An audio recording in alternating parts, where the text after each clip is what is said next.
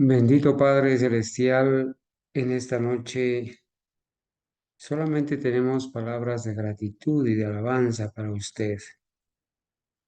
Hoy hemos venido, Padre, porque su misericordia y su bondad así lo han permitido.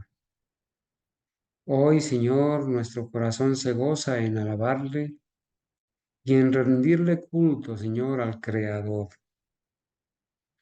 Hoy hemos recordado, Señor, que usted es nuestro Padre amante y misericordioso, el Creador soberano y todopoderoso.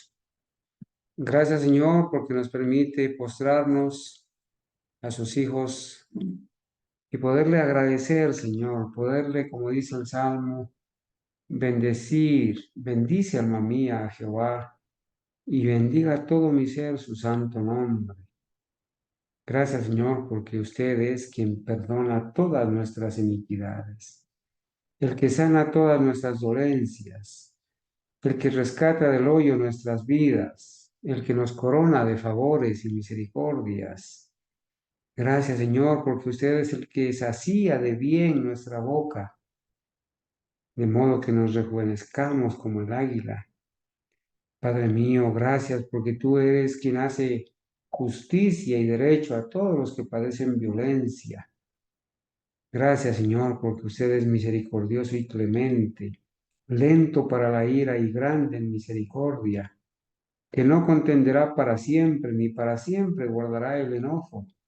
Gracias, Señor, porque usted es el Dios soberano y piadoso que no ha hecho con nosotros conforme a nuestras iniquidades, ni nos ha pagado conforme a nuestros pecados. Padre mío, cuánta alegría hay en nuestro corazón al saber y al recordar, Padre mío, que usted no nos ha pagado conforme a nuestros pecados. Y como la altura de los cielos sobre la tierra ha engrandecido su misericordia sobre los que le temen, y cuanto está lejos el oriente del occidente, ha hecho alejar de nosotros nuestras rebeliones. Qué gozo saber, Dios mío, que usted es nuestro Padre misericordioso, ese Padre que nos ama, ese Padre que nos cuida, ese Padre que se compadece de nosotros, como dice tu palabra. Como el Padre se compadece de sus hijos, se compadece Jehová de los que le temen, porque Él conoce nuestra condición y se acuerda de que somos polvo. Pero gracias, Señor, porque tu misericordia es desde la eternidad y hasta la eternidad sobre los que le temen a Jehová, y su justicia sobre los hijos, sobre los que guardan su pacto y los que se acuerdan de sus mandamientos para obedecerlos. Jehová estableció en los cielos su trono y su reino domina sobre todos. El salmista con razón dijo, Señor, ¿a quién tengo yo en los cielos sino a ti? Y fuera de ti nada deseo en la tierra. Hoy nos vamos a espaciar, Señor, en la maravillosa verdad de que las cosas que sucedieron en el santuario terrenal son una figura de las cosas que suceden en el santuario celestial. Hoy nos vamos a espaciar en esa verdad, Señor, del perdón de nuestros pecados. Qué gozo, Señor, es poder recordar tus verdades. Te pido una bendición para cada hermano, para cada persona que va a escuchar este tema. Que no se nos borre de la mente, Señor, y que al estudiar este tema solamente podamos venir de rodillas, a agradecerte, a darte alabanza, Señor, hasta el día en que tú vengas y un día podamos cara a cara, Señor, postrarnos a tus pies, quitar las coronas que nos van a ser dadas y ponerlas a tus pies y decirte, Señor, que todo lo debemos a ti. Gracias, Señor, por amarnos y porque en esta noche, Señor, tu Santo Espíritu, pedimos humildemente que sea enviado, que a través de los santos ángeles usted apruebe nuestras reuniones, que por favor nos acompañe y donde quiera que haya un hermano fiel o una persona escuchando este tema, que también le dé su bendición. En el nombre de Jesús. Amén. Amén.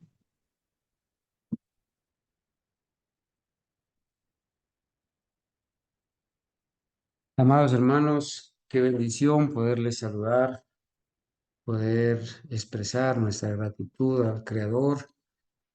Gracias por los hermanos que también oran por nosotros, aquellos que de alguna manera están también pidiéndole al Señor que nos bendiga donde quiera que estemos.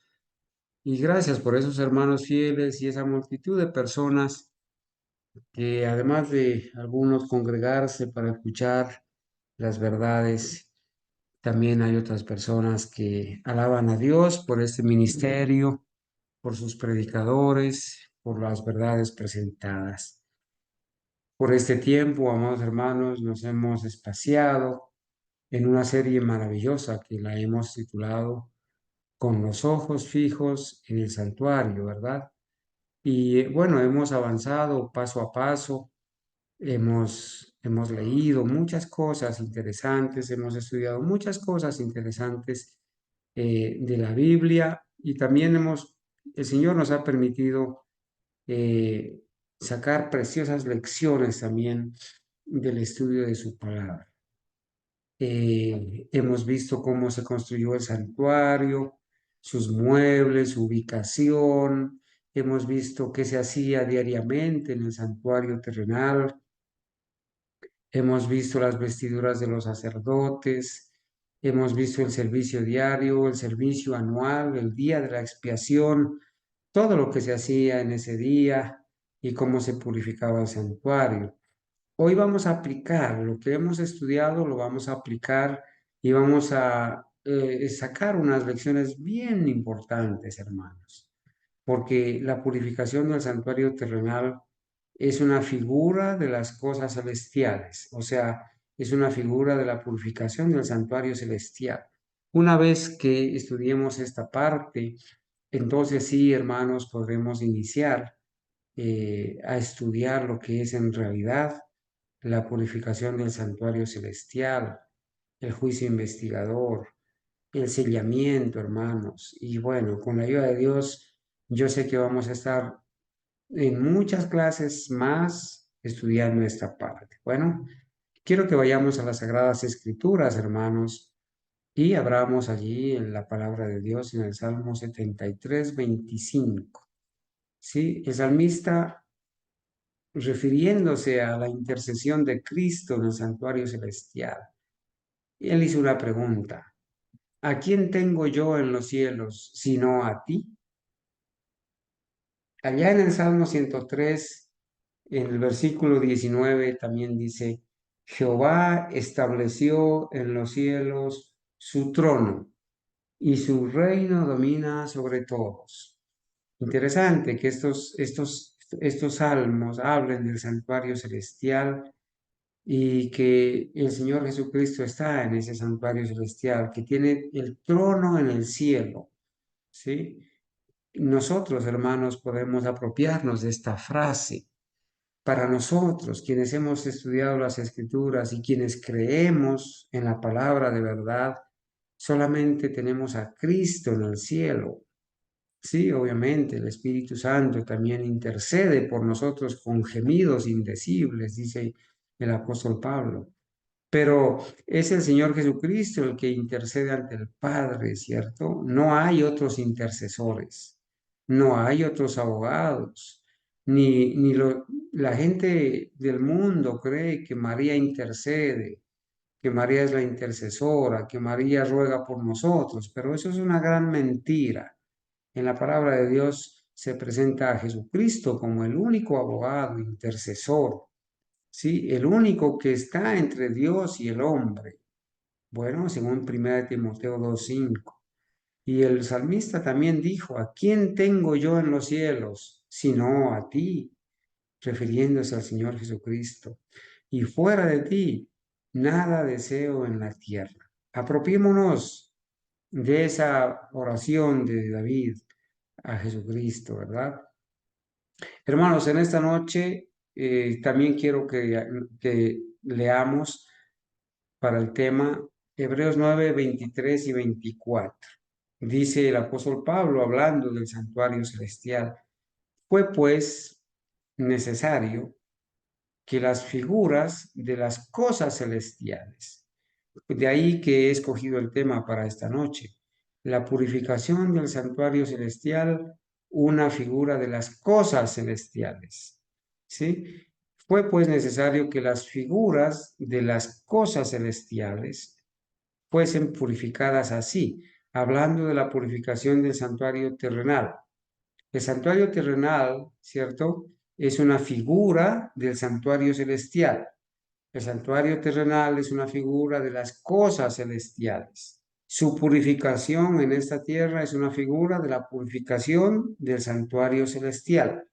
Por eso el apóstol Pablo dice, refiriéndose a la purificación del santuario terrenal, dice, fue pues necesario que las figuras de las cosas celestiales, o sea, el santuario terrenal, fuesen purificadas así. Yo quisiera preguntar, hermanos, para romper el hielo con los hermanos, el sacerdote que purificaba durante el año, ¿qué purificaba durante el año? ¿Sobre dónde, en qué parte hacía expiación? Y en el gran día de la expiación, ¿sobre qué partes hacía expiación? Me gustaría que la hermanita Ángela contestara, o la hermanita Adriana, o la hermanita Gabriela, si está. Adelante, hermanitos, por favor. ¿En dónde hacía expiación el sacerdote durante el año? ¿En qué partes? ¿Y en dónde hacía el sumo sacerdote expiación en el día en el gran día de la expiación? Bueno, Adelante, hermano hermana Ángela. Carlos, sabemos que en el año, durante todo el año, pues se mataban los animales y se asperjaba la sangre en la cortina que dividía el lugar santo del lugar santísimo. Bueno, ahí quedaba consignado el pecado. También se habla de que en algunos sacrificios la sangre era colocada en los cuernos del altar, el altar del holocausto, y alrededor del altar, ¿sí? Eso pues se hacía durante el año. Pero en el día de las expiaciones, el sacerdote entraba con la sangre del becerro, que era la expiación para él y para su casa, al lugar santísimo como primero que todo, y asperjaba la sangre con el dedo 7 veces hacia el propiciatorio. Luego ya con la sangre del macho cabrío también se hacía expiación, pero primero él se hacía expiación por él con el becerro. Y luego mezclaba la sangre, o sea, ya tenía la sangre del macho, del becerro y el macho cabrío, esa sangre se mezclaba para expiar el lugar santo, o sea, el altar de oro del incienso, y también para expiar el altar del holocausto, que estaba fuera en el atrio. Con Muy eso, bien, con esa sangre era que se hacía la expiación, la sangre del becerro y la sangre del macho cabrío para Jehová. muy De esa bien. manera, él hacía expiación por el santuario de todas las inmundicias de los hijos de Israel, porque el santuario se contaminaba durante todo el año con el asperjamiento de la sangre en el lugar santo y en el atrio. Entonces quedaban todos los pecados consignados y lo que hacía el sacerdote en el día de las expiaciones era limpiar ese santuario de las inmundicias del pueblo de Israel, que estaban consignados todos los pecados del pueblo de Israel, y sacar todos esos pecados eh, del pueblo de Israel, obviamente, de los que se habían arrepentido y que ya en ese momento, en el día de las expiaciones, eran sacados del santuario simbólicamente y puestos encima del macho cabrío para Azazel. Muchas gracias, hermana Ángela. Bueno, entonces, en resumidas cuentas, dice el apóstol Pablo, Fue pues necesario que las figuras de las cosas celestiales fuesen purificadas así. Las figuras de las cosas celestiales, o sea, el santuario terrenal, que eran purificadas acá en esta tierra, era la purificación del lugar santísimo, ¿verdad? Se purificaba el lugar santísimo, se hacía expiación en el lugar santísimo, se hacía expiación en el lugar santo y se terminaba haciendo expiación en el altar, afuera, en el atrio. Esas cosas de la tierra que eran purificadas, ¿sí? De la manera en como la hermana Ángela nos ha recordado, fue necesario que se hagan así, ¿sí? Eran figuras de las cosas celestiales. Pero dice, fue pues necesario que las figuras de las cosas celestiales fuesen purificadas así. Pero las cosas celestiales mismas, o sea, ya el santuario celestial, el lugar santísimo, el lugar santo del santuario celestial, con mejores sacrificios que estos. Ya no era sangre del becerro, ni del macho cabrío, ni sangre mezclada, sino con mejores sacrificios que estos, ya con la sangre preciosa de nuestro Señor Jesucristo. Porque dice el versículo 24, porque no entró Cristo en el santuario hecho de mano humana, como se hizo acá con Moisés y sus ayudantes, sino ese santuario terrenal figura del verdadero. El santuario terrenal era figura del verdadero santuario que está en el cielo, figura del verdadero, ¿sí? Sino en el cielo mismo, para presentarse ahora por nosotros ante Dios. Entonces, hermanos, el apóstol Pablo dice en Hebreos que en el cielo hay un santuario que también debe ser purificado con mejores sacrificios que los sacrificios que se ofrecían en esta tierra, que ese santuario terrenal es figura del verdadero, o sea, del celestial, ¿cierto? Que ese santuario celestial existe y que no fue construido por mano humana, ¿cierto? Y que ahora, en lugar de ofrecerse sangre de animales, de becerros o de machos cabríos, dice que ahora se presenta en el cielo, se presenta en el lugar, en el santuario celestial se presenta el Señor Jesucristo, se presenta ahora por nosotros ante Dios. Entonces se presenta Él como la víctima inocente, ¿sí? Como el Cordero de Dios que quita el pecado del mundo, con sus méritos y su justicia, que son el incienso, que unidos a nuestras oraciones, entonces son aceptadas esas oraciones. ¡Qué bendición! ¡Cuánta ciencia, hermanos! ¡Cuánta doctrina hay en ese par de versículos! ¿Sí? El apóstol Pablo da testimonio de que en el cielo hay un santuario, que es el verdadero, ¿sí? El verdadero santuario está en el cielo, dentro del cielo, con sus dos lugares, lugar santo y lugar santísimo. Vamos a ver esta parte, hermanos, ahondar esta parte de que el santuario terrenal era una figura del santuario celestial. Como se ha dicho, estoy leyendo del libro Cristo en su santuario, como se ha dicho, el santuario terrenal fue construido por Moisés conforme al modelo que se le mostró en el monte, ¿verdad? Dios le mostró el modelo allá en el monte, le hizo ver en visión el santuario celestial y le hizo, lo vas a hacer conforme al modelo que yo te mostré allá en el monte Sinaí, en esos 40 días y 40 noches. Era símbolo para el tiempo presente, dice el apóstol Pablo en Hebreos 9:9 y en Hebreos 9:9 y en Hebreos 9:23 y en Hebreos 8:2. Era símbolo para el tiempo presente, según el cual se presentan ofrendas y sacrificios. Los dos lugares santos, dice la profeta, los dos lugares santos, el lugar santo y el lugar santísimo, eran figuras de las cosas celestiales.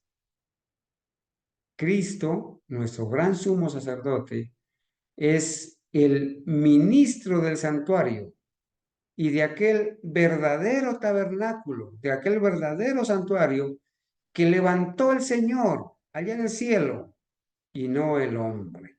Hermanos, aquí hay otras verdades grandes. Aquí también hay otra evidencia de que en el cielo hay un santuario.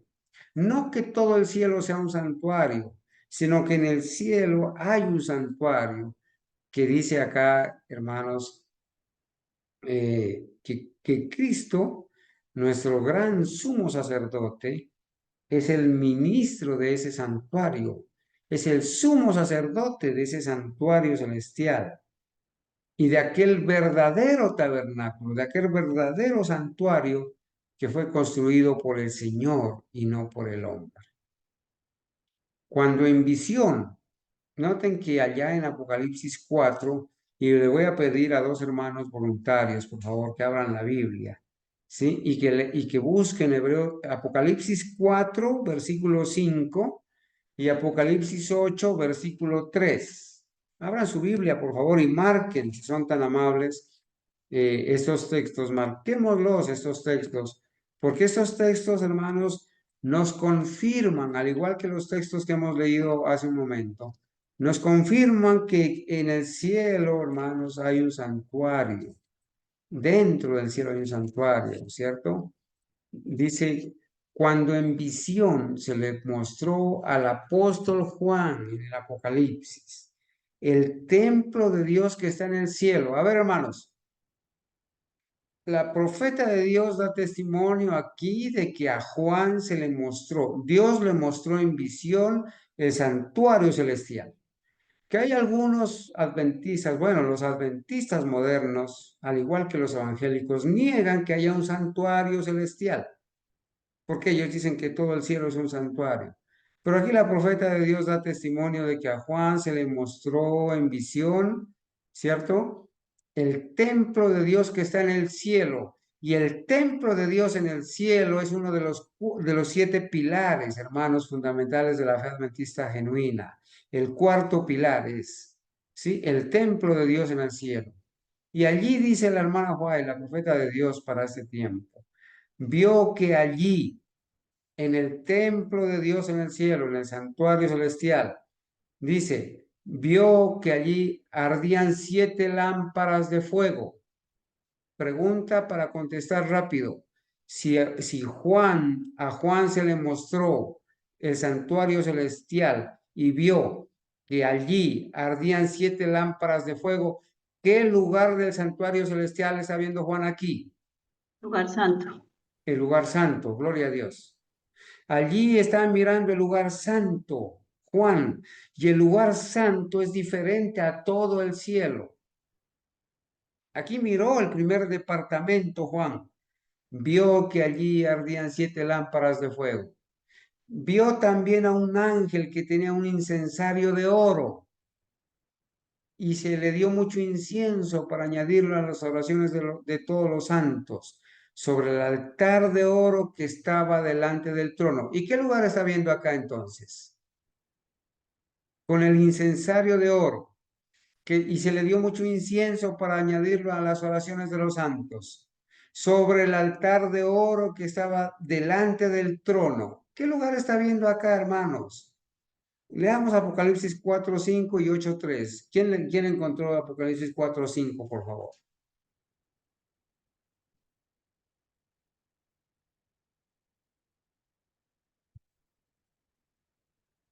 Apocalipsis 4, 5. Aquí lo tiene Jimena.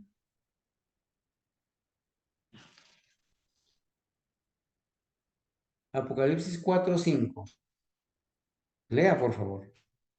Dice así la palabra de Dios, y del trono salían relámpagos y truenos y voces, y de delante del trono ardían 7 Sí, lámparas de fuego, hermano. las cuales son los 7 espíritus de Dios.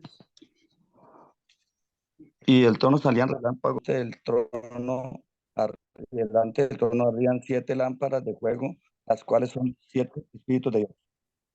Gracias, hermano Oscar, y gracias a Jimena.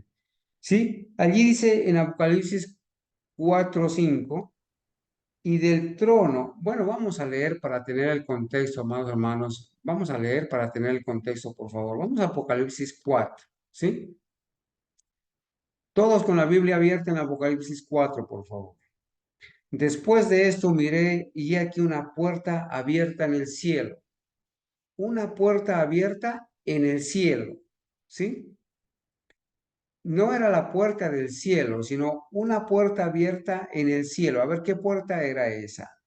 Sí, ese, hermanos, era el velo del lugar santo. El velo que al abrirlo se miraba el lugar santo. Después de esto miré y aquí una puerta abierta en el cielo. Y la primera voz que oí como de trompeta hablando conmigo dijo, sube acá y yo te mostraré las cosas que sucederán después de estas. Y al instante yo estaba en el espíritu y aquí un trono establecido en el cielo. Allí hay un trono establecido en el cielo. Allí Juan ve una puerta abierta en el cielo, allí ve un trono en el cielo y en el trono uno sentado, ¿sí? Y el aspecto del que estaba sentado era semejante a de piedra de jaspe y lo comienza a describir a Jesús, ¿verdad? ¿Cómo era el aspecto?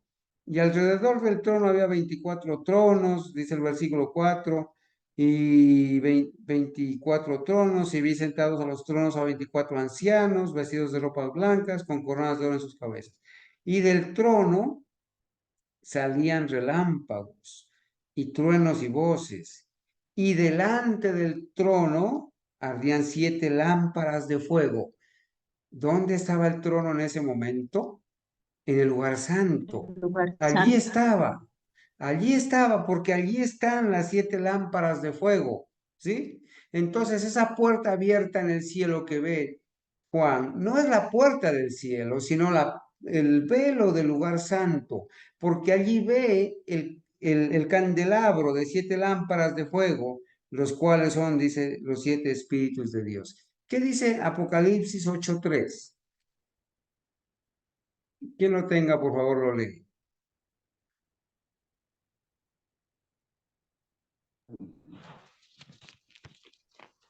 Otro ángel vino entonces y se paró ante el altar con un incensario de oro y se le dio mucho incienso para añadirlo a las oraciones de todos los santos sobre el altar de oro que estaba delante del trono.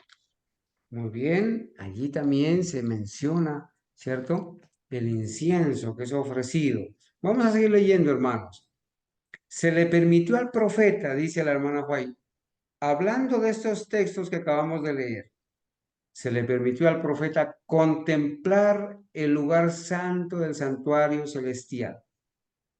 El lugar santo. Entonces Juan contempla el velo, el candelabro y el altar del incienso.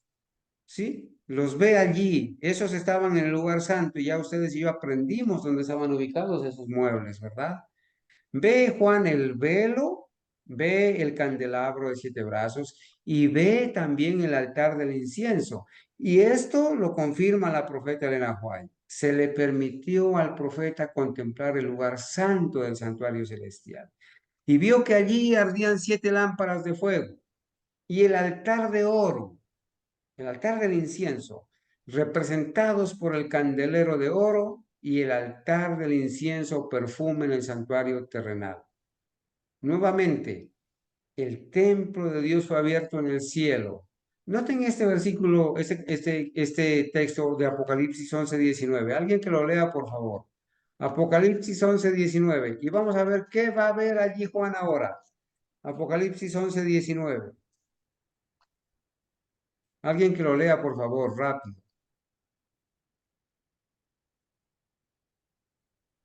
A ver, hermanos, ¿están conmigo? ¿Están con la Biblia en la mano, hermanos? El templo de Dios fue abierto en el cielo y el arca de su pacto se dejó ver en el templo.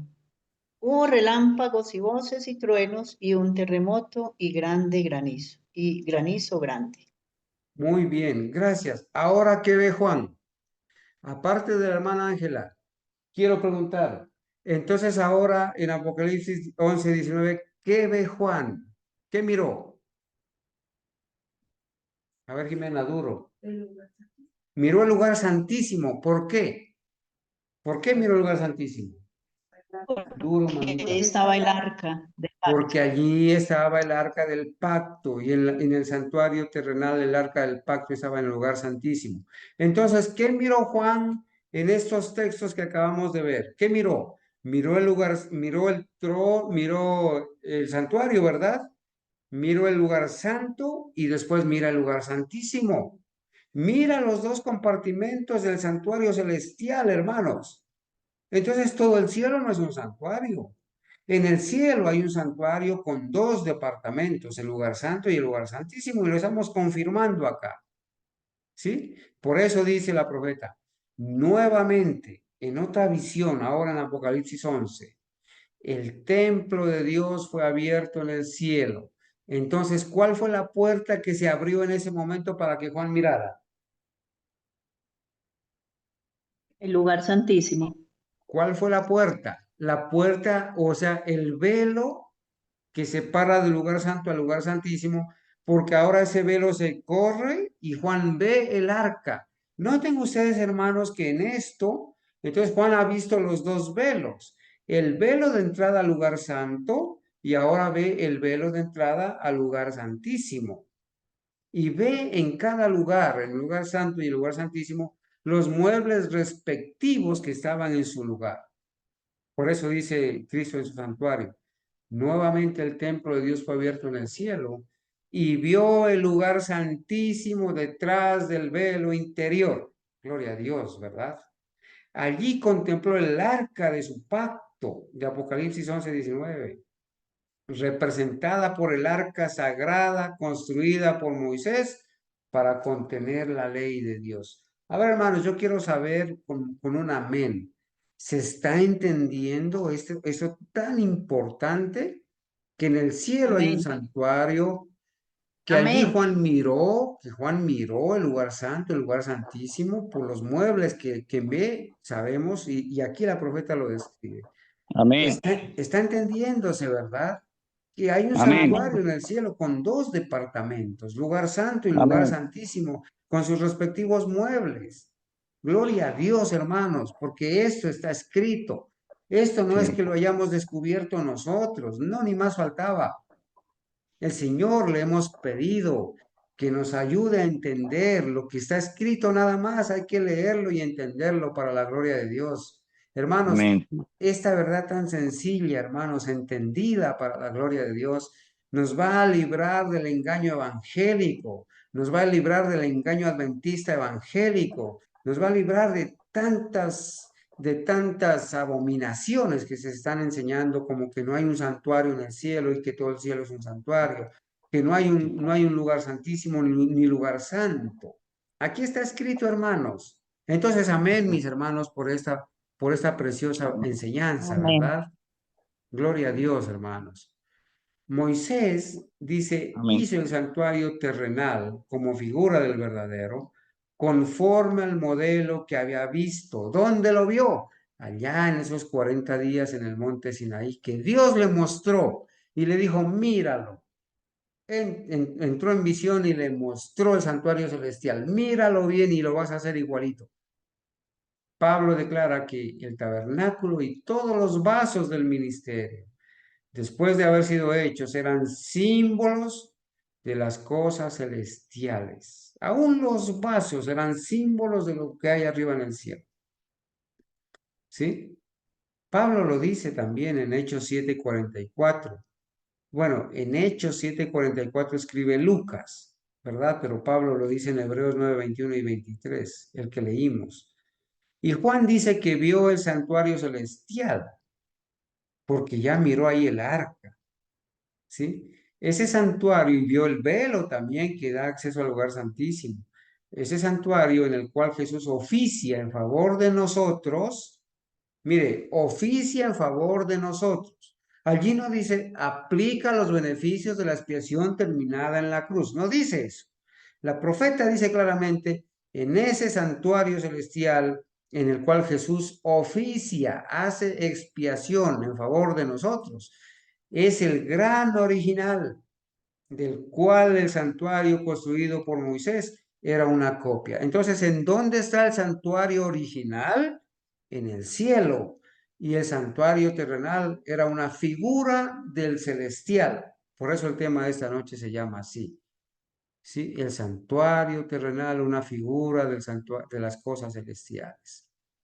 Ningún edificio terrenal podría representar la grandeza y la gloria del templo celestial, la morada del Rey de Reyes. Qué lindo ese tema, qué lindo ese título, hermanos, para el santuario terrenal, la morada del Rey de Reyes. Cómo nos alegra saber, hermanos, que el Rey de Reyes haya condescendido en habitar con el ser humano, en su momento haya condescendido a venir a habitar y yo habitaré entre ellos. Gloria a Dios, hermanos, porque ese Dios, Rey de Reyes, el Creador, el eterno soberano, condescendió a tener una morada entre el pueblo de Israel con defectos, con pecados, pero gloria a Dios, su pueblo fiel, arrepentido, podía tener el privilegio de tener la morada del Rey de Reyes aquí en esta tierra, ¿sí?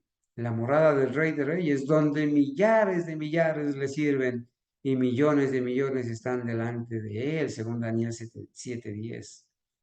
De ese templo henchido de la gloria del trono eterno, donde los serafines, sus guardianes resplandecientes, se cubren el rostro en adoración, mis hermanos. Esos ángeles que estaban allí en el lugar santísimo, sobre el propiciatorio, estaban allí con el rostro mirando hacia abajo y cubierto, las alas cubrían el propiciatorio y se cubrían el rostro. Allá en el cielo los ángeles, hermanos, en adoración, se cubren el rostro en señal de reverencia, ¿sí? Sin embargo, dice, las verdades importantes acerca del santuario celestial y de la gran obra que allí se efectúa en favor de la redención del hombre, debían enseñarse mediante el santuario terrenal y sus servicios. ¿Qué lección también tan importante podemos sacar acá? Dice, las verdades importantes acerca del santuario celestial y de la gran obra que allí se efectúa en favor de la redención del hombre, ahora, hermanos, debían enseñarse mediante el santuario terrenal y sus servicios. Entonces, ¿qué tan importante es estudiar el santuario terrenal y sus servicios? ¿Por qué es importante, hermanos? Es tan importante porque al estudiar el santuario terrenal y sus servicios, en el servicio diario, en el servicio anual, en el día de expiación, nosotros podemos aprender lo que se hace en el santuario celestial. Primero en el lugar santo, desde el año 31 que el Señor ingresa al lugar santo del santuario celestial hasta 1844, el 22 de octubre, y ahora del 22 de octubre en adelante en el lugar santísimo. Gloria a Dios, hermanos, porque nosotros podemos estudiar este tema de esa manera tan sencilla y podemos aceptar por fe, para la gloria de Dios, por la obra poderosa que hace el Espíritu Santo de guiarnos a toda la verdad, no a una parte, sino a toda la verdad. Y podemos aceptar esas maravillosas lecciones de que en el cielo hay un santuario con 2 departamentos y que allí Jesucristo, nuestro Salvador, el Rey de Reyes, es el ministro del santuario que ofició, que hizo expiación primeramente en el lugar santo y luego en el lugar santísimo, para la gloria de Dios, hermanos. Allí está. De esta manera se tenía que aprender, hermanos, todo lo que se hace en favor de la redención de nosotros, del hombre, hermanos. ¿Sí? Después de su ascensión, nuestro Salvador iba a principiar su obra como nuestro sumo sacerdote. Aquí lo dice Cristo en su santuario. Cuando el Señor muere en el año 31 y asciende, al entrar al lugar santo iba a principiar su obra como nuestro sumo sacerdote. No era que la había terminado en la cruz. No era que había terminado la expiación en la cruz. Iba a principiar su obra como nuestro sumo sacerdote. El apóstol Pablo dice, no entró en Hebreos 9:24, no entró Cristo en el santuario hecho de mano, o sea, en el terrenal, figura del verdadero, sino en el mismo cielo para presentarse ahora por nosotros ante Dios. Nosotros, hermanos, sí creemos en la palabra de Dios en la palabra profética más segura del Espíritu y profecía, hermanos, para la gloria de Dios. Aquí está escrito, no hay nada que añadirle. Como el ministerio de Cristo iba a consistir en dos grandes divisiones, ocupando cada una un periodo de tiempo y teniendo un sitio distinto en el santuario celestial. Asimismo, la administración típica, o sea, aquí en la tierra, consistía en el servicio diario y en el servicio anual. Y a cada uno de ellos se dedicaba una sección del tabernáculo. Por favor, hermanos, digan conmigo amén, por favor. Porque aquí, hermanos, se nos está explicando que de la misma manera que en el santuario terrenal había en el santuario, en el tabernáculo, dos divisiones, dos grandes divisiones, lugar santo y lugar santísimo, y que en cada una se oficiaba en determinado tiempo, un periodo de tiempo, en el lugar santo durante el año y en el lugar santísimo en el último día del año, en el gran día de la expiación. Y entonces repito otra vez, como el ministerio de Cristo iba a consistir en dos grandes divisiones, lugar santo y lugar santísimo del cielo, ocupando cada una un periodo de tiempo desde el 31 a 1844 en el lugar santo y de 1844 en adelante en el lugar santísimo, y teniendo un sitio distinto en el santuario celestial. Allí lo está diciendo, primero en el lugar santo, luego en el lugar santísimo. Asimismo, la administración típica, o sea, del tipo del santuario terrenal, consistía en el servicio diario y en el servicio anual. Y a cada uno de ellos se dedicaba una sección del tabernáculo. Yo creo que más claro no lo podía decir el Espíritu Santo, hermanos. Como Cristo, después de su ascensión, Amén.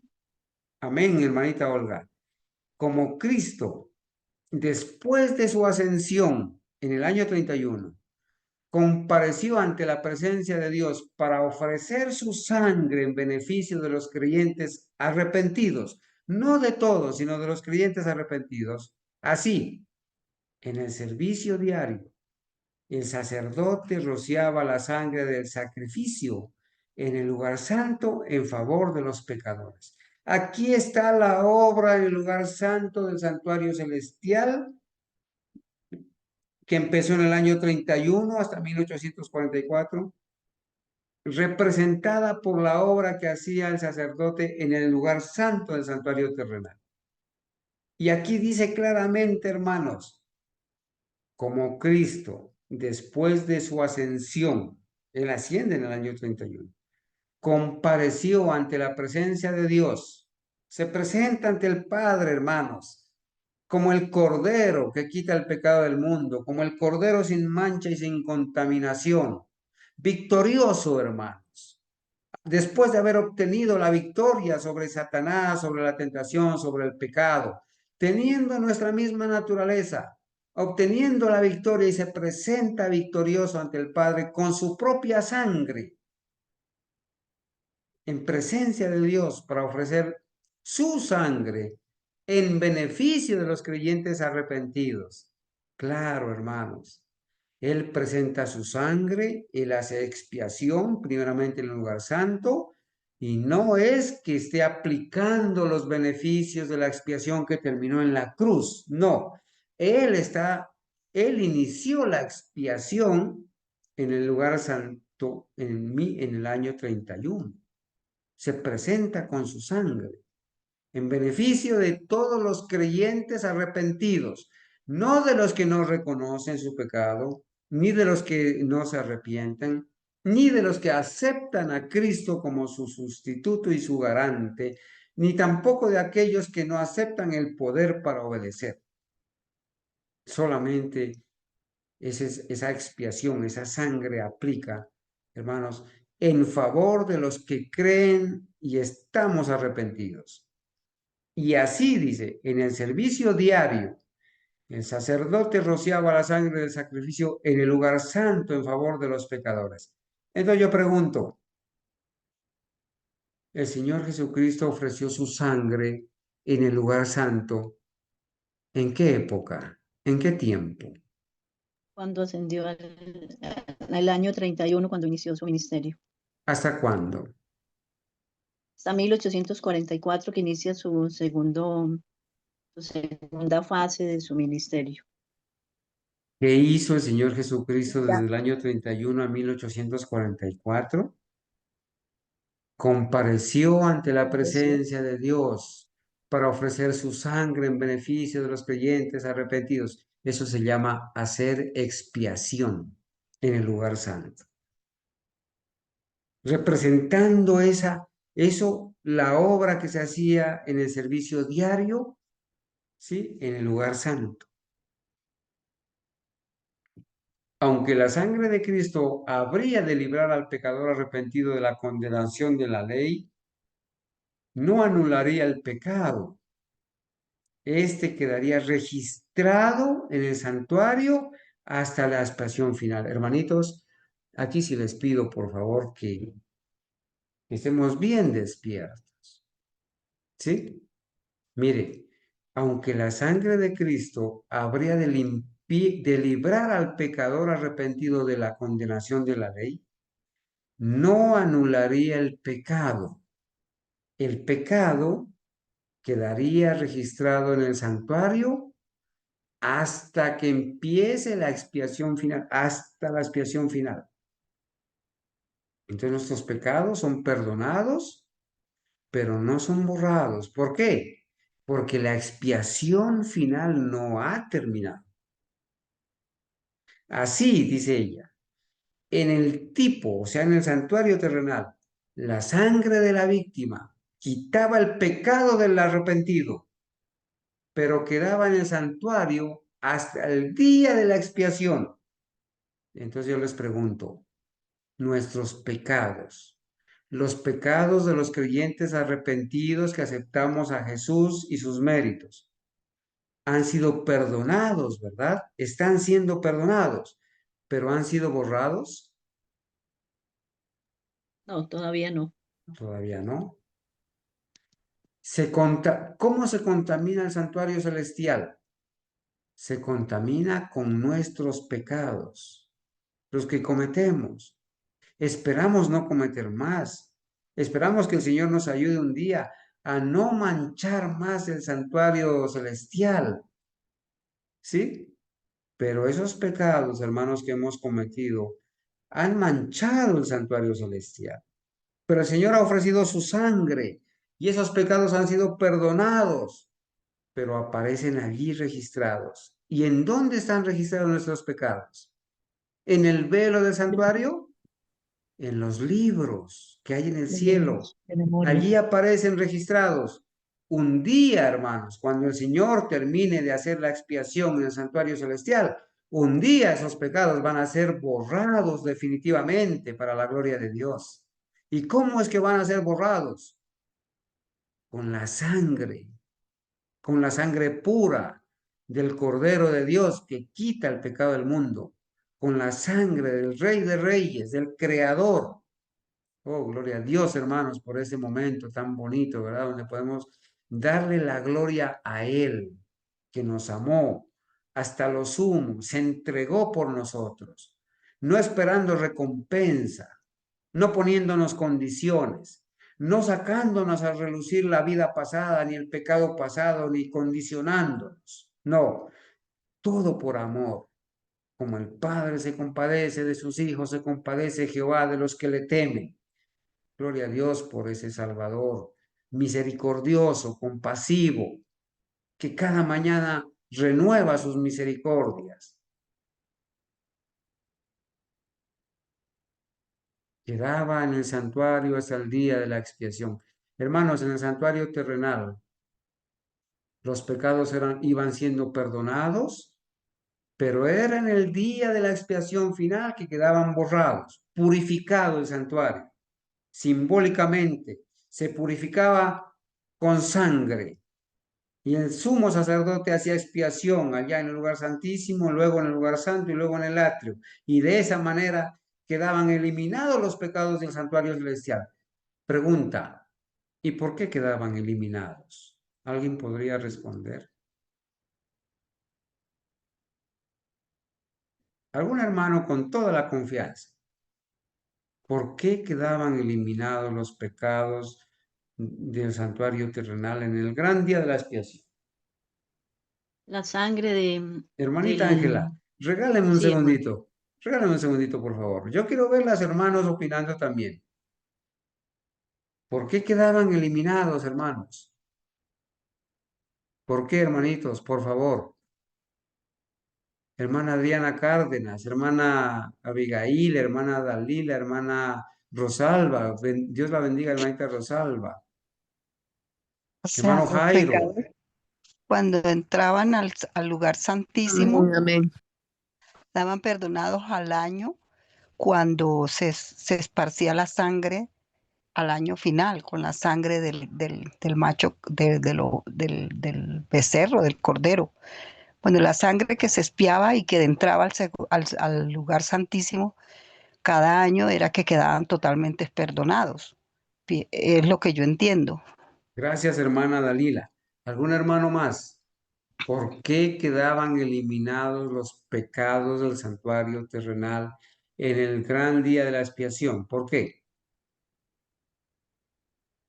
Ahora sí, hermana Ángela.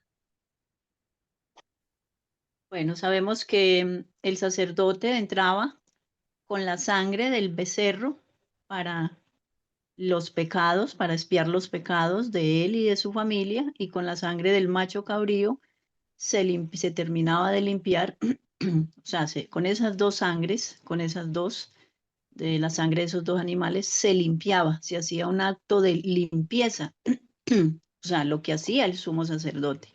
Estamos hablando del ministerio del sacerdote y el de la sangre. Y con ella quedaba limpio, con ella misma se limpiaba todo el santuario, los muebles, se limpiaba la congregación, todo quedaba limpio ese día. Y entonces ahí donde eran sacados por el sumo sacerdote simbólicamente, puestos en Satanás, lo que Cristo va a hacer cuando termine la expiación. Va a cargar a Satanás con todos los pecados de los justos, de los que se arrepintieron, porque de los impíos quedará ahí consignados en los libros para el juicio de comprobación. Gloria a Dios, hermana Ángela. Acá Jimena me había dicho al oído, porque el sacerdote entraba, limpiaba el lugar santísimo, el lugar santo, el altar, y sacaba simbólicamente los pecados y se los transmitía, se los pasaba al macho cabrío de Azazel y lo mandaba al desierto. Por eso quedaban eliminados, porque el sacerdote los sacaba, él sacaba los pecados, no arrumados en un costal, no, simbólicamente en esa sangre los sacaba, los portaba él, el sumo sacerdote al hacer limpieza, los portaba, le ponía las manos en ese macho cabrío de Azazel y se los pasaba, los sacaba del lugar santísimo, del lugar santo y del altar del sacrificio y se los pasaba al macho cabrío. Y el macho cabrío era llevado al desierto cargando los pecados eliminados del santuario, y el macho cabrío moría en el desierto. No pagaba por esos pecados, o sea, no hacía expiación por esos pecados, no, que cargaba con la culpa, así como va a cargar Satanás por sus pecados, los de los ángeles y los de todos los impíos que van a morir. Se limpia el registro de los pecados. Aquí veamos en detalle lo que acabamos de estudiar. En el gran día del juicio final, en el gran día del juicio final, los muertos han de ser juzgados por las cosas que están escritas en los libros según sus obras. ¿Cómo se le llama a esto, hermanos? Se le llama el juicio investigador. Este no es el juicio final de los católicos ni de los adventistas de un día futuro que va a haber un juicio. No, en el gran día del juicio final, que también le llamamos en el gran día de la expiación final, desde 1844 en adelante. Todos estos años se le llama proféticamente el gran día del juicio final. Los muertos han de ser juzgados, juicio de los muertos, por las cosas que están escritas en los libros según sus obras, los registros que hay en el cielo. El juicio investigador, que también se le llama el gran día del juicio final o el gran día de la expiación, ¿sí? Empezó con el juicio de los muertos. Empezaron las personas que murieron, ¿sí? Empezaron a ser revisadas de acuerdo a los libros que están en el cielo, a los registros. Así dice Apocalipsis 20:12. Leamos, por favor, Apocalipsis 20:12. Lo más rápido, por favor, hermanos.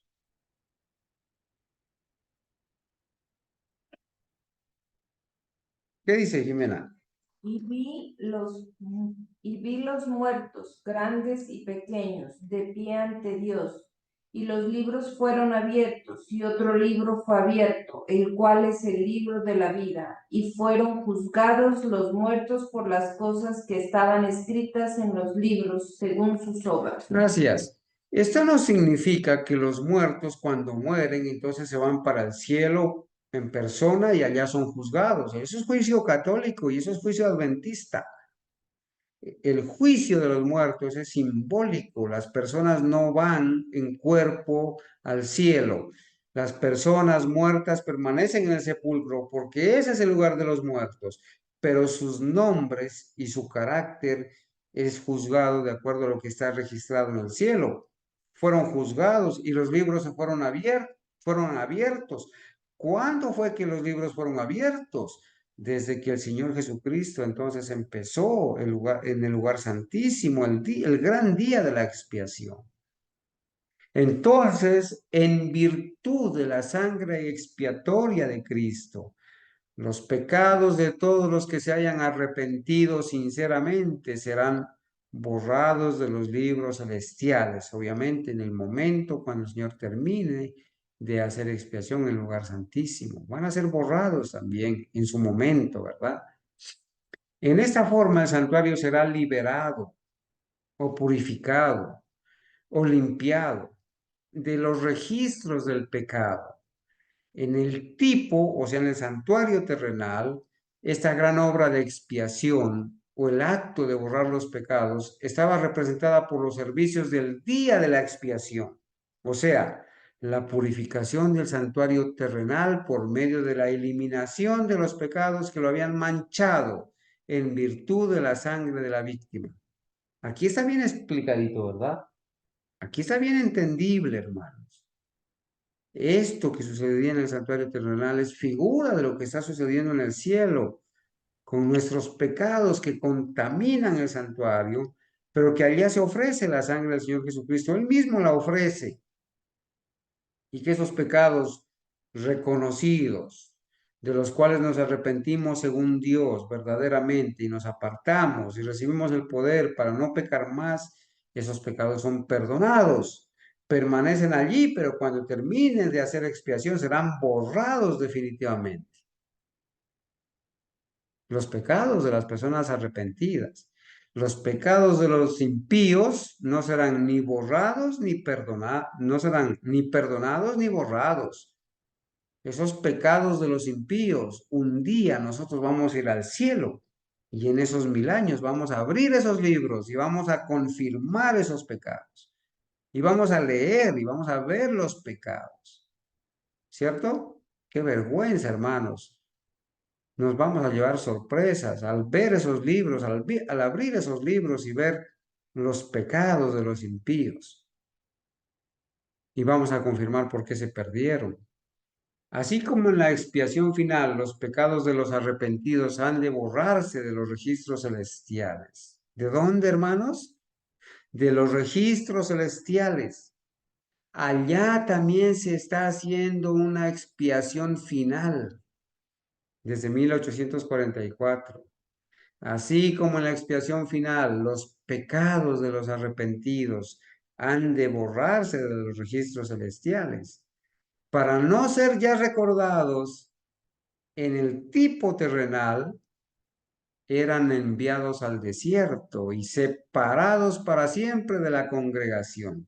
Esos pecados eran separados para siempre, eran eliminados del santuario en el gran día de la expiación, cuando terminaba, ¿verdad?, la expiación. Puesto que Satanás es el originador del pecado, el instigador directo de todos los pecados que causaron la muerte del Hijo de Dios, la justicia exige que Satanás sufra el castigo final por todos los pecados. La obra de Cristo en favor de la redención del hombre y la purificación del pecado del universo se concluirá quitando el pecado del santuario celestial y colocándolo sobre Satanás, quien sufrirá el castigo final. Así, en el servicio terrenal del santuario, en el servicio típico, el ciclo anual del ministerio en el santuario terrenal se completaba o terminaba con la purificación del santuario y la confesión de los pecados sobre la cabeza del macho cabrío, símbolo de Azazel, símbolo de Satanás. De este modo, en el servicio del tabernáculo del santuario terrenal y en el templo que posteriormente ocupó su lugar, el templo de Salomón, se enseñaba diariamente al pueblo las grandes verdades relativas a la muerte y al ministerio de Cristo.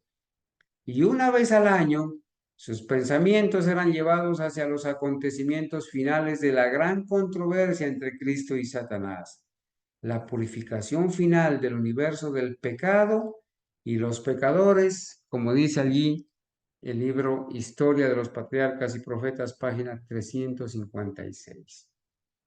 Por eso es importantísimo, hermanos, estudiar la doctrina del santuario para comprender la obra intercesora de nuestro Señor Jesucristo y lo que está pasando en el cielo. Interesante esto, ¿verdad? Bueno, aquí hay las preguntas que ya las resolvimos, ¿verdad?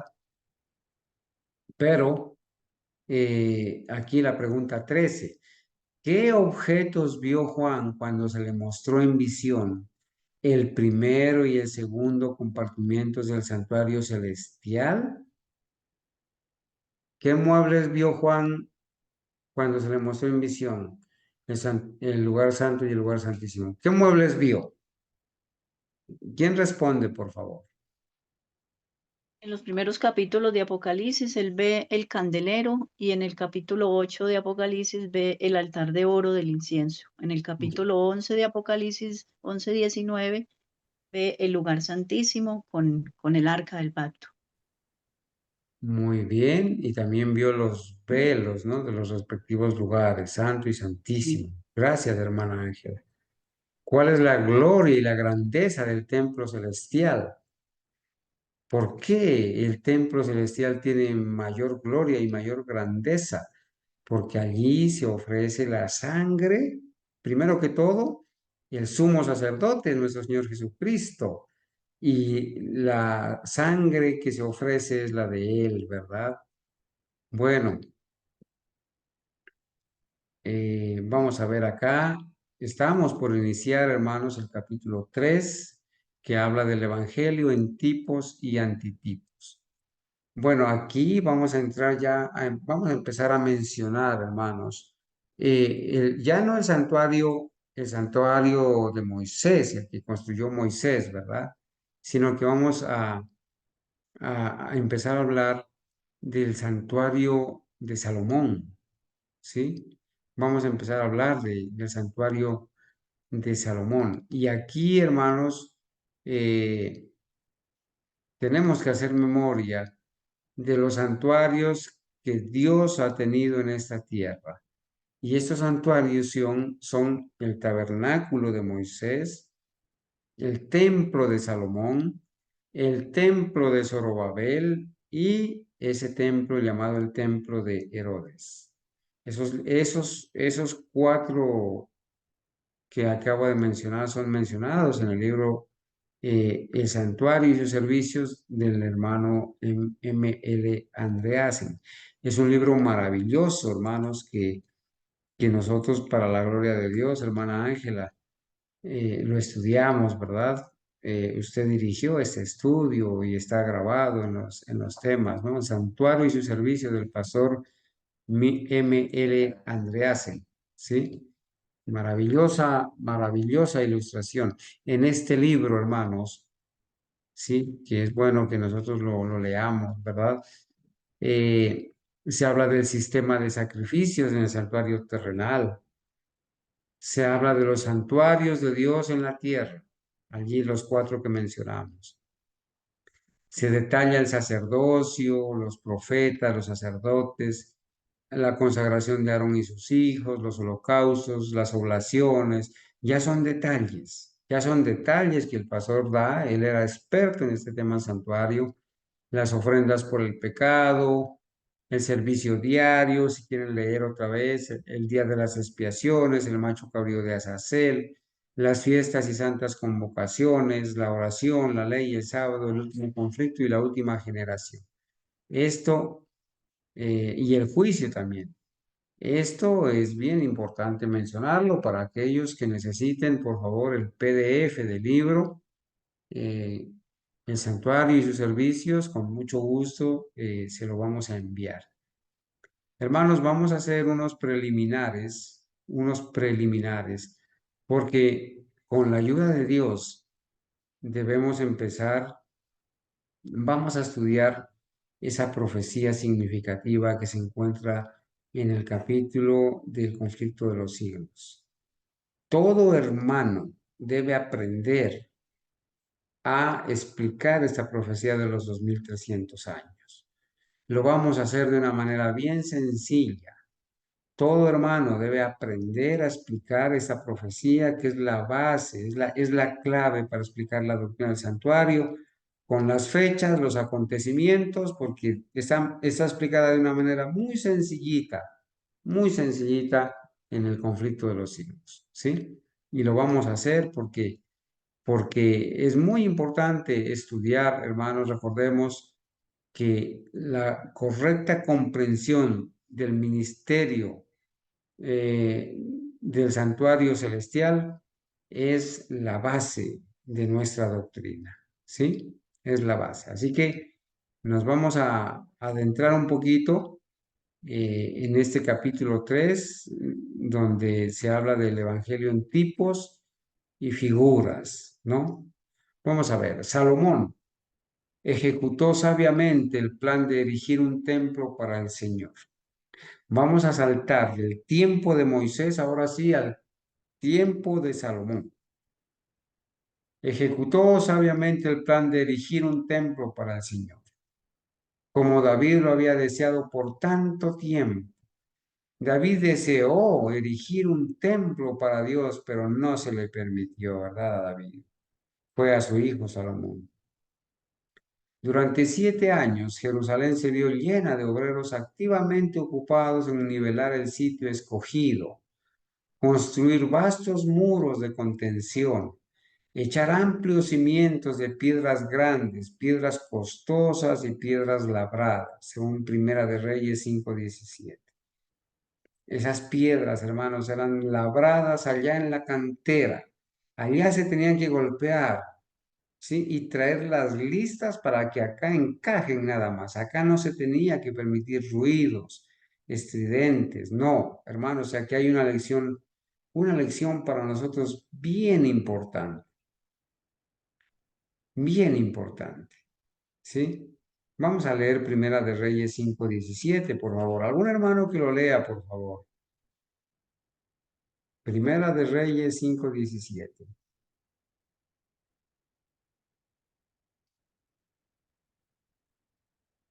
¿Alguien que lo encuentre, por favor, y lo lea, si son tan amables? Sí, hermano. El rey mandó que trajeran piedras grandes, piedras costosas, para los cimientos de la casa y piedras labradas. Bien, y piedras labradas, ¿cierto? Sí. ¿Y qué dice el versículo 18 también, hermana Ángela? Los albañiles de Salomón, los de Hiram y los hombres de Gebal cortaron y prepararon la madera y la cantería para labrar la casa. Hermanos, leyendo estos, gracias, hermana Ángela. Leyendo estos versículos, hermanos, yo aprendí una lección bien importante. Esas piedras con las cuales se debía construir ese majestuoso templo de Salomón tenían que ser traídas desde larga distancia, pero tenían que ser traídas ya labradas, ya cortadas, cinceladas, ¿sí? Listas para colocarlas nada más. Allá, en ese sitio, en la cantera, era donde debían golpearse, cortarse y pulirse para que cuando sean traídas al templo, sean colocadas. Las piedras no tenían que cortarse y pulirse ni cincelarse acá en el templo, sino allá en la cantera. Yo aprendí con esto, hermanos, que a la iglesia fiel, al remanente fiel, nosotros debemos traer, nosotros somos piedras vivas, hermanos. El apóstol Pablo nos llama, el apóstol Pedro nos llama que somos piedras vivas para construir el templo de Dios, la iglesia de Dios.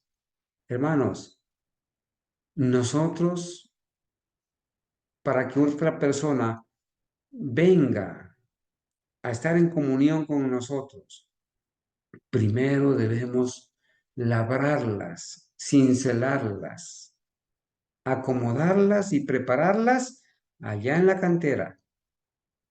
Y una vez estén preparadas, labradas y cinceladas, una vez acepten la doctrina de los 7 pilares, una vez conozcan bien de la apostasía de la denominación y aborrezcan pertenecer a esa denominación de Satanás, una vez conozcan la apostasía y aborrezcan la doctrina de demonios que se enseña ya, una vez que hayan apartadose del mundo, de las imágenes, de los emojis, de las caricaturas, de esas matutinas corporativas, de esos himnos corporativos, de toda esa inmundicia, de esas artes, de esas marchas, de ese satanismo, de ese espiritismo, de esa alabanza mundana, una vez que hayan sido allá en la cantera cinceladas y pulidas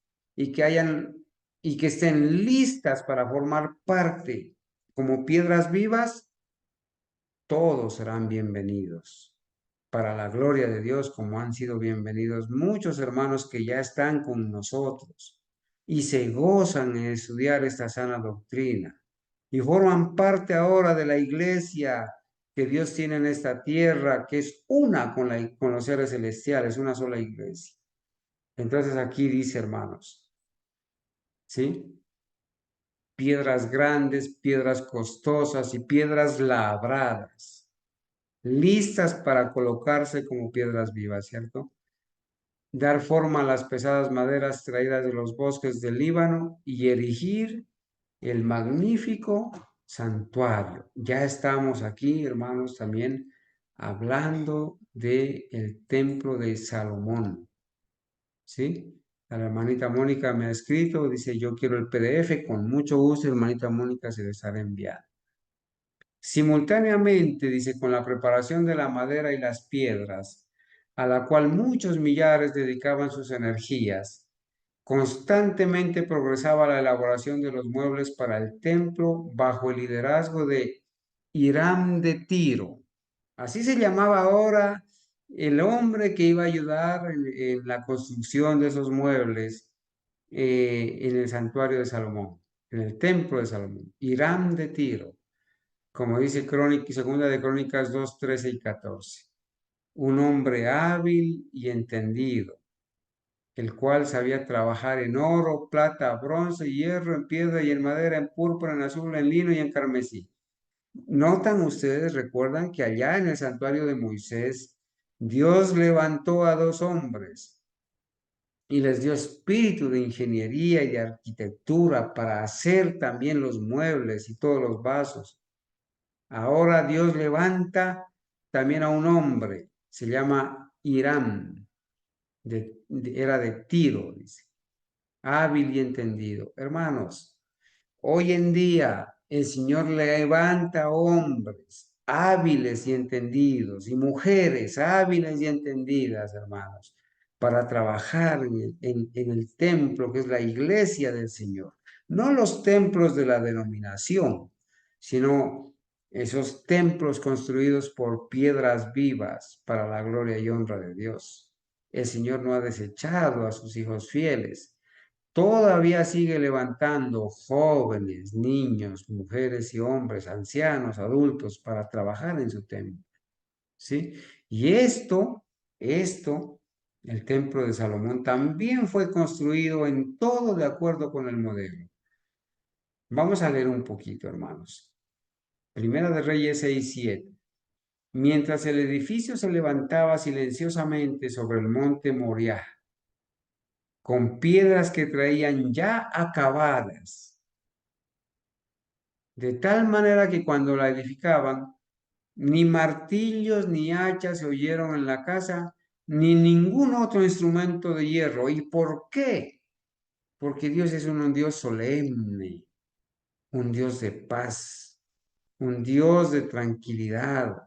El Señor no habita donde hay murmullo, ruido, irreverencia, ruido estridente. Todo tenía que estar listo para armar silenciosamente el templo. Sí, Primera de Reyes 6:7 lo dice. Los hermosos adornos se ejecutaban de acuerdo con los modelos confiados por David, su hijo, por David a su hijo, David a su hijo Salomón. Todos los vasos para la casa de Dios. Estas cosas incluían el altar del incienso. Noten que el templo de Moisés ya no estaba, perdón, el santuario de Moisés ya no estaba. Habían pasado muchos años, ¿verdad? Desde Moisés hasta Salomón. ¿Sí? Estas cosas incluían el altar del incienso, la mesa para los panes de la proposición, el candelabro y sus lámparas, así como los vasos e instrumentos relacionados con el ministerio de los sacerdotes en el lugar santo, todo de oro finísimo.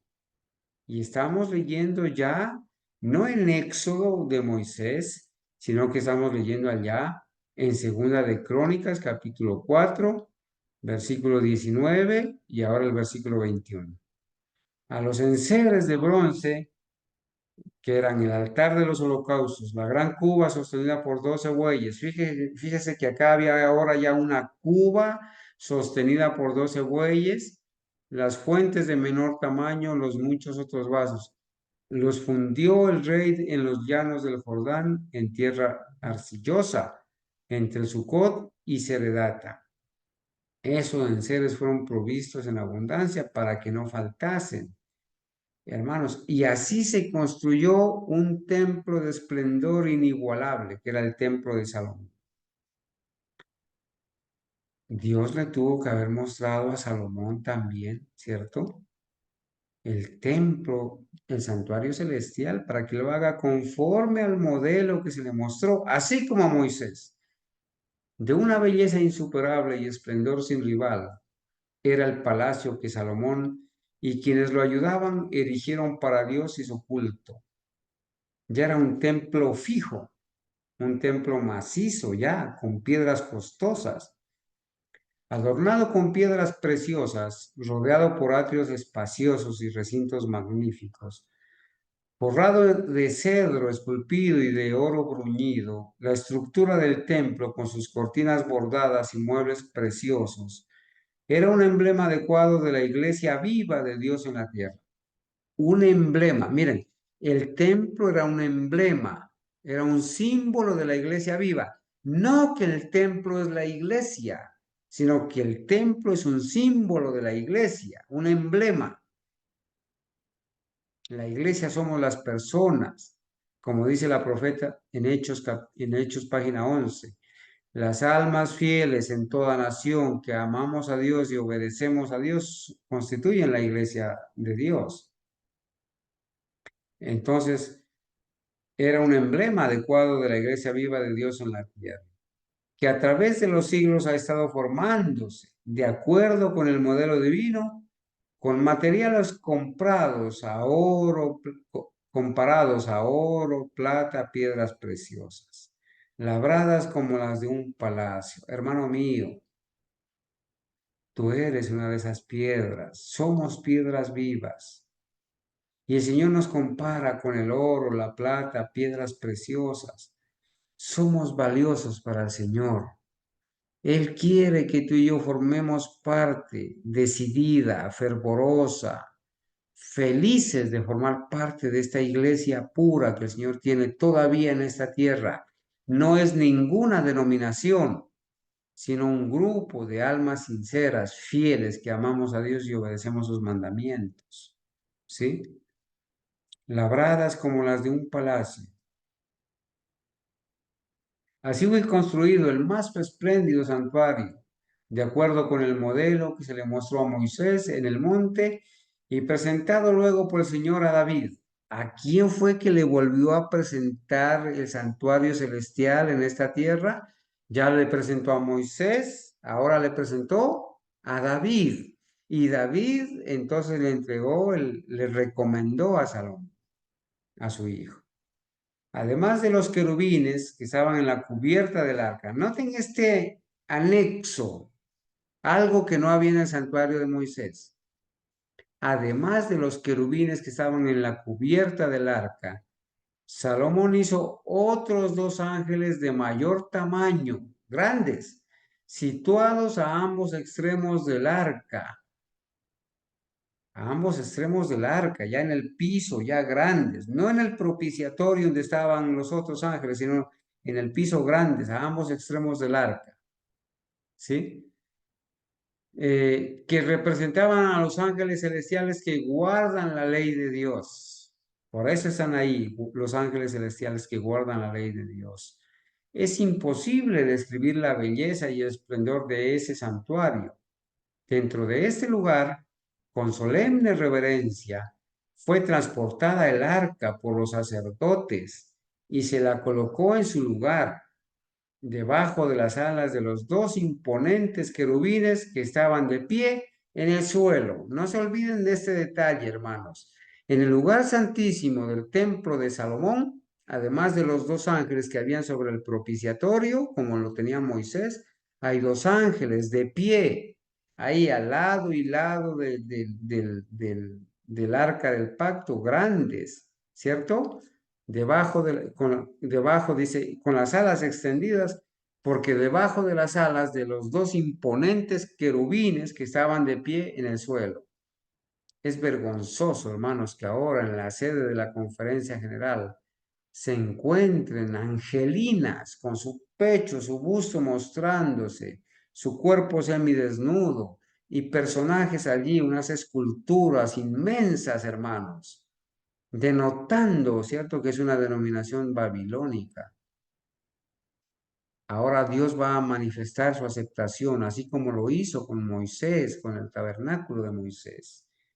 El coro sagrado elevó sus voces, dice, en alabanza a Dios, y la melodía de sus cantos fue acompañada por toda clase de instrumentos musicales. Y mientras en los atrios del templo resonaba la alabanza, cuando lo terminaron de construir, la nube de la gloria de Dios tomó posesión de la casa, como anteriormente había llenado el tabernáculo del desierto. Y cuando los sacerdotes, dice Primera de Reyes 8, 10 y 11, cuando los sacerdotes salieron del santuario, la nube llenó la casa de Jehová, ya en tiempos de Salomón, y los sacerdotes no pudieron permanecer para ministrar por causa de la nube, porque la gloria de Jehová había llenado la casa de Jehová. Qué maravillosa experiencia, hermanos. La presencia de Dios ahora otra vez llena la casa de Jehová, aceptando que ese santuario, el de Salomón, era aceptado por Dios.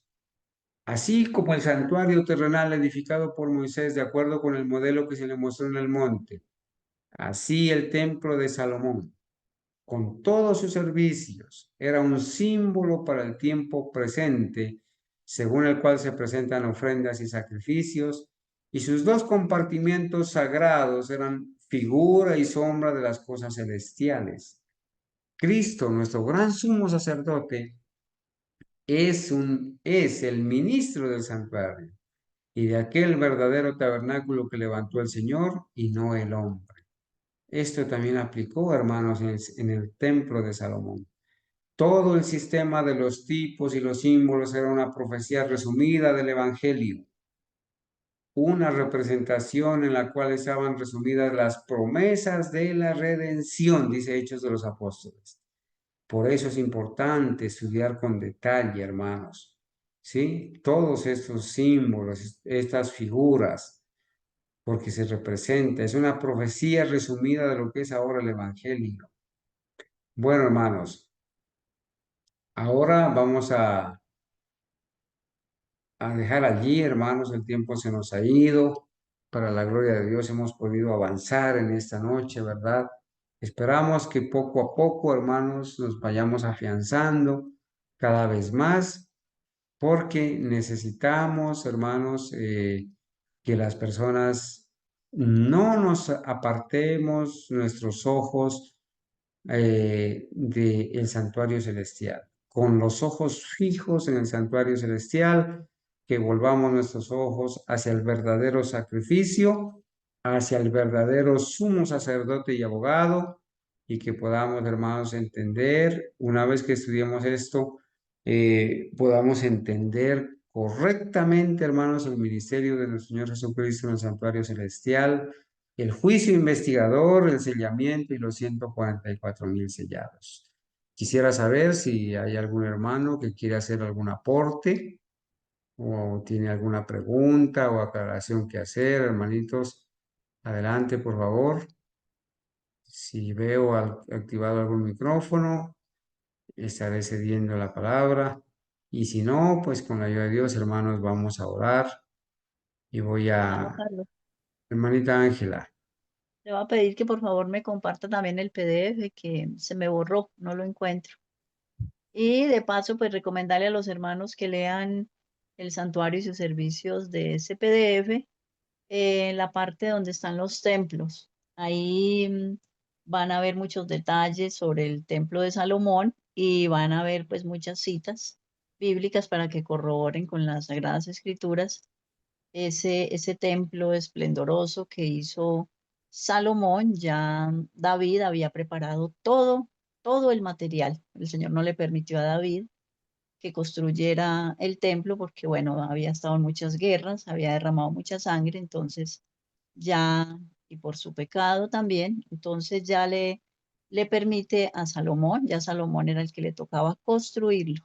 Y ahí está, pues, en este PDF que el hermano nos está mostrando ahí en la pantalla, todo estos detalles que él hizo como una colección, pues recolectó todos estos detalles, cimentado obviamente pues en Primera de Reyes y en Crónicas.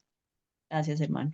Muy bien, hermana Ángela, muchas gracias a usted por su aporte. Bueno, hermanos, entonces con la ayuda de Dios vamos a orar, le vamos a dar gracias a Dios porque sabemos con toda seguridad que esta noche hemos sido edificados, hemos ido paso a paso, hemos ido con la sana doctrina, con el alimento sólido, hemos ido al escrito está y para la gloria de Dios hemos podido aprender más acerca de este tema tan maravilloso que es el tema de la doctrina del santuario, ¿verdad? Recordemos, hermanos, que hoy el tema o el título de nuestro tema presentado se llamó La purificación del santuario terrenal, una figura de las cosas celestiales. Vamos a orar, hermanos.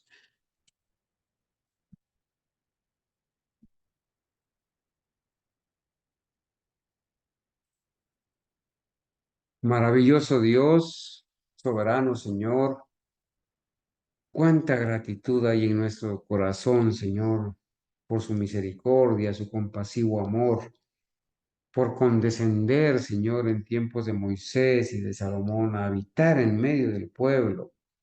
Hoy usted, Padre mío, en la promesa de estar con nosotros todos los días hasta el fin del mundo, a través del Espíritu Santo que envía a sus santos ángeles, Señor, para que estén en medio de nuestras reuniones.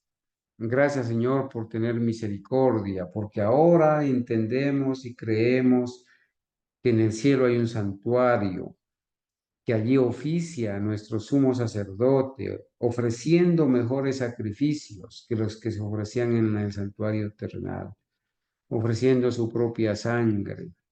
Gracias, Señor, porque cada mañana usted renueva sus misericordias.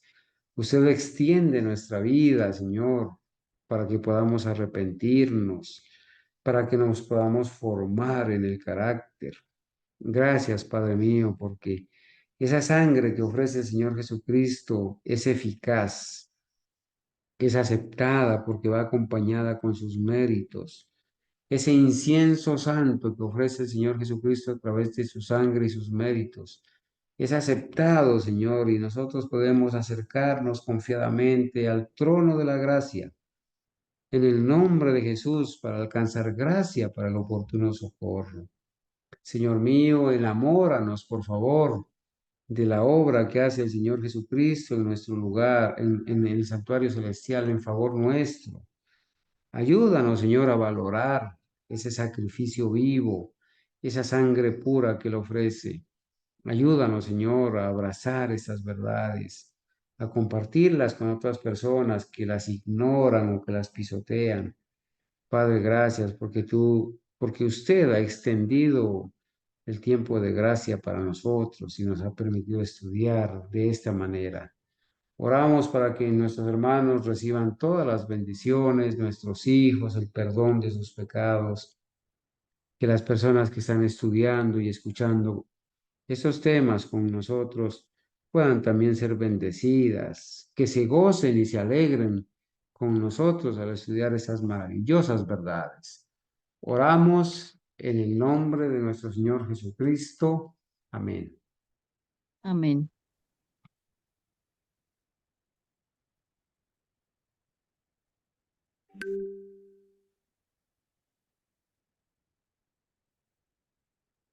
Amén, hermano Carlos, gracias.